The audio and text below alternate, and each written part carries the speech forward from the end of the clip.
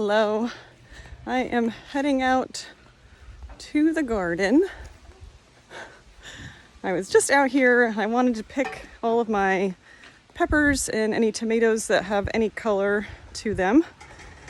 And I thought I would give you a little fall garden tour. It is today, October 5th, and we should have had a frost by now. Typically, we would have had a frost by now. So this is pretty exciting. We're still having things coming out. Everything is growing very slowly. And things like the peppers here will not like, tonight it's supposed to get down to, here's one, down to 38, which is chilly for something like a pepper plant. The peppers will get black spots on them. These are shishitos. So I'm just picking everything, even the really little stuff, because not much more is going to happen with these. And I want to save them before the cold tonight. I've still been picking cucumbers, tomatoes. I have a bunch. This one doesn't look very good. I'm throwing some of these that don't look good or were eaten back in the garden, and maybe we'll get some volunteers. I have a bunch of little zucchinis that, again, same thing. I've just been leaving them to slowly grow until the end. And I'm kind of considering today the end.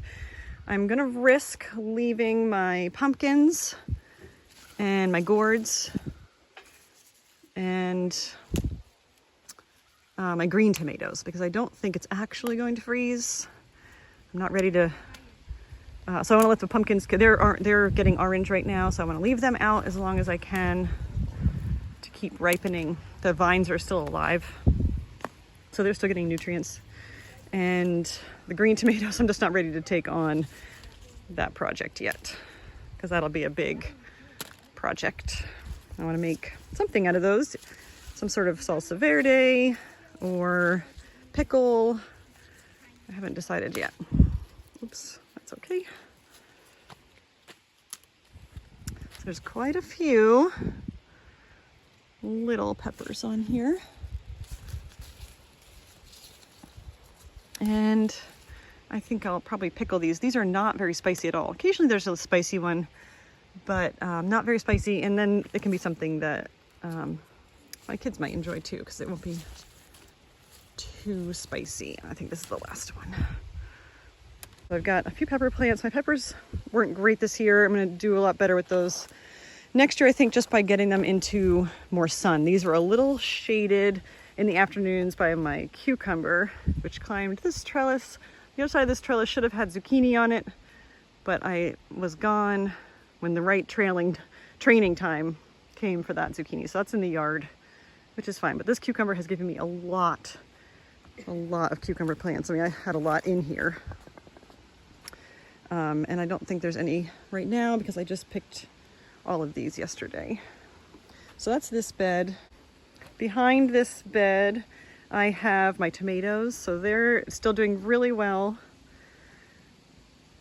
I have a few ripe ones on there I'll pick, and anything that has any bit of color on it, because that'll ripen inside. I have a little bit of volunteer kale here on the edge and some lemon oregano. I've got that a couple other places as well. I don't really want it in this garden. When I clean up the gardens this year, this is going to come out. I have parsley here. My parsley did not do well, so I bought this start and put it in. That's done just fine. And that will come back up in the spring. So this I will leave. I will harvest the rest of it and freeze it when it is. This will survive cold too, so I won't have to do that until we get a harder freeze. But here, let's pick these while we are at it. These have been fun. This is called a pork chop tomato. It's like a play on a beefsteak.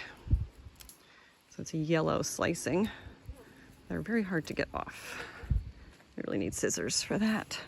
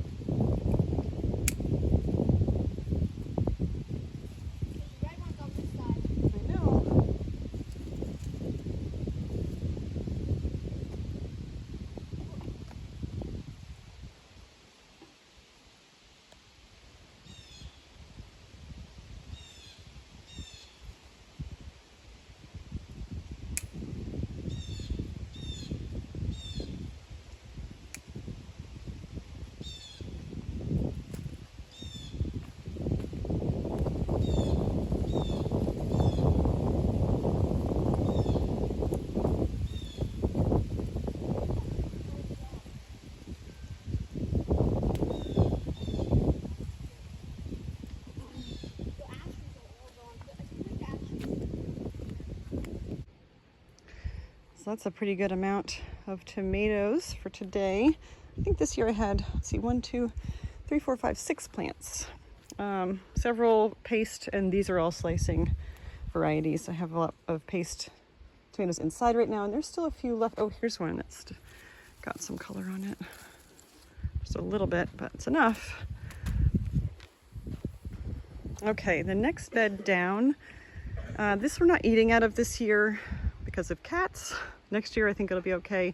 So I've got some sunflowers left. There's one over here as well. One of them already fell, and we brought that seed head inside, and I think I'll put it out on the deck for the birds this winter someday. That'll be fun. And this trellis is gourds as well as morning glories, which you can see are really beautiful and still blooming a lot. And scarlet runner bean, and you can see the giant seed pods from the scarlet runner bean. And this year I want, well, not with these. I have another spot right down here. Let's walk past the cucumbers. This is also scarlet runner bean going up this pole, and I feel comfortable eating these. So I want to let these dry, and that's a dried eating bean. So that will be fun. And I want to do that with my green beans as well this year. I planted rattlesnake green beans over down the side, and those are supposed to be good like a pinto bean. So I'm going to try that. Here's how my zucchini is all over the yard. And there's lots of little zucchinis on here, and even a couple like in this bed. This is all ground cherry, lots and lots. They get these little husk fruits.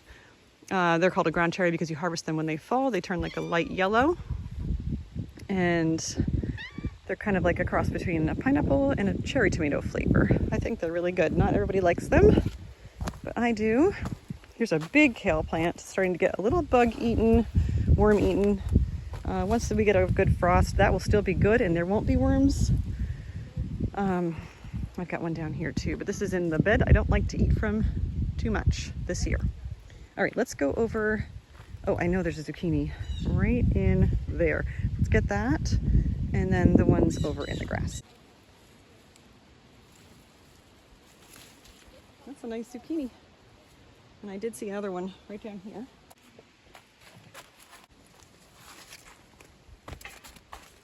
That's a pretty good sized one. And maybe as I'm walking around, you're noticing that my garden paths look like they are under construction. And that's because they were for a lot of the summer. We had planned to get stone to put in these paths because we were just growing weeds in our paths. Putting mulch in there was great at first, but that turns to soil, and then it's great fodder for weeds. So we did get the stone in, and I'll show you what that looks like. You can also see that a lot has changed in the garden in just the past week since I took this first part of this garden tour video. Since then, yesterday we did a lot of cleanup that helped with getting the stone in, but also the garden was just really pretty much done. So next step is to get in some landscape fabric. Now this little bed, this has the scarlet runner bean in the corner. This has a lot of volunteer snapdragons, which was so fun, and they're so vigorous. I want to cut some of these to bring in, and these are okay with cold. This is why they're called snaps, I believe, because a cold snap is all right. Now I have green beans here that I planted. This had garlic in it, this bed. So when I pulled that out, I planted these green beans, and because we haven't had a frost yet, we do have lots of little green beans. So if we're lucky, and this is supposed to be the last cold night for at least the next week. So we really might get some green beans off of that, which would be really fun. And then I've got some cilantro here, which also does well in the cold. These are all over my green beans over here, so I should probably cut back some of these snapdragons. Oh, look at that. That's a pretty big green bean. So I might get some fresh green beans coming up here. All right, and my big bed is such a mess because I put the chicken wire in this year so the cats wouldn't use it as a kitty litter, but it also means I can't get in there and weed. So there's nothing over here but weeds. There's a ground cherry in there. I planted these big pumpkins thinking maybe they would cover the bed and choke out the weeds, but they came out into the path instead. So I've got this beautiful Long Island cheese pumpkin. I think what I might do is come out and cover this and the other two pumpkins. Got one here with a towel tonight, just in case, because they're so big and beautiful. And this one is starting to turn orange. These are funny, they're long. I planted this variety before and they were not long like this. So I don't know, but these are the kids' pumpkins to carve, so it'll be interesting. And that's our fall garden tour. It's looking kind of sad because everything's dying back and it's almost done, but I'm really loving the extra time this year with a late frost.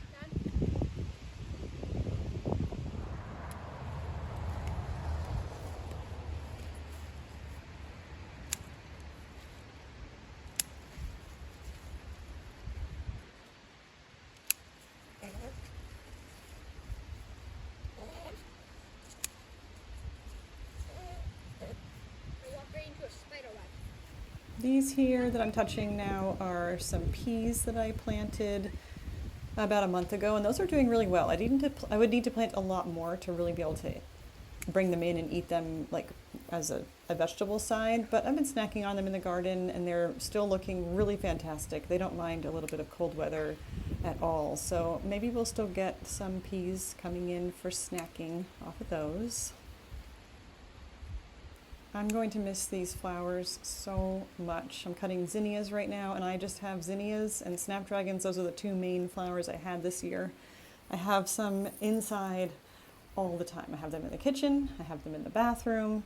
I just really love having flowers inside. I think if I lived in a city, I would be one of those people who have a flower subscription, but I don't live where that is possible.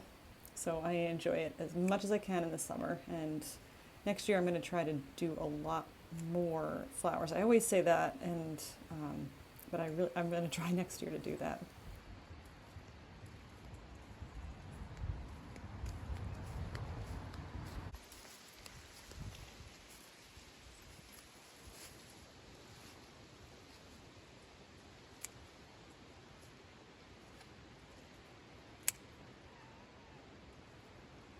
Margie wants to get pet, but she wants to chase the moose at the same time, because every time I leave from the front, she wants to chase it.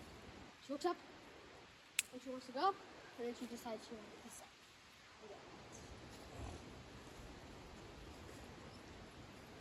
Sorry, Mike, can't get you there.